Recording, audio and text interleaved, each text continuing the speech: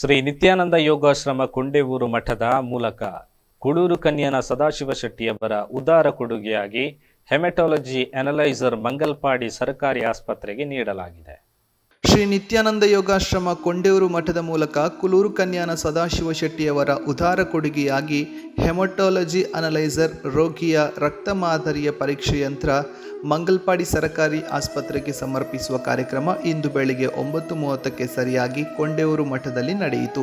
ಪರಮಪೂಜ್ಯ ಶ್ರೀ ಶ್ರೀ ಯೋಗಾನಂದ ಸರಸ್ವತಿ ಸ್ವಾಮೀಜಿಯವರ ದಿವ್ಯ ಉಪಸ್ಥಿತಿಯಲ್ಲಿ ಮಂಜೇಶ್ವರ ಮಾನ್ಯ ಶಾಸಕ ಎ.ಕೆ.ಎಂ. ಅಶ್ರಫ್ ಅವರ ಅಧ್ಯಕ್ಷತೆಯಲ್ಲಿ ದಾನಿಗಳಾದ ಗೌರವಾನ್ವಿತ ಕುಳೂರು ಕನ್ಯನ ಸದಾಶಿವ ಶೆಟ್ಟಿಯವರು ಹಸ್ತಾಂತರಿಸಿದ್ದಾರೆ. ಈ ಸಂದರ್ಭದಲ್ಲಿ ಕೊಂಬಲೆ ಸಿಐ ರೆಜೀಶ್ ಮತ್ತು ಹಲವು ಗಣ್ಯರು ಉಪಸ್ಥಿತರಿದ್ದರು. ಲೇಟೆಸ್ಟ್ ಮಾಡೆಲ್ ಆಗಿರೋದಕ್ಕೆ ಇಷ್ಟು ಕ್ರಯ ಇದೆ ಅಂತ ಅವರು ಹೇಳಿದ್ರು. ಯಾವುದು ಕೊಡ್ತೀರಿ ಅದನ್ನು ನಾವು ಸ್ವೀಕರಿಸ್ತೇವೆ ಅಂತ ನಾವು ಆಲೋಚನೆ ಮಾಡಿದೆವು.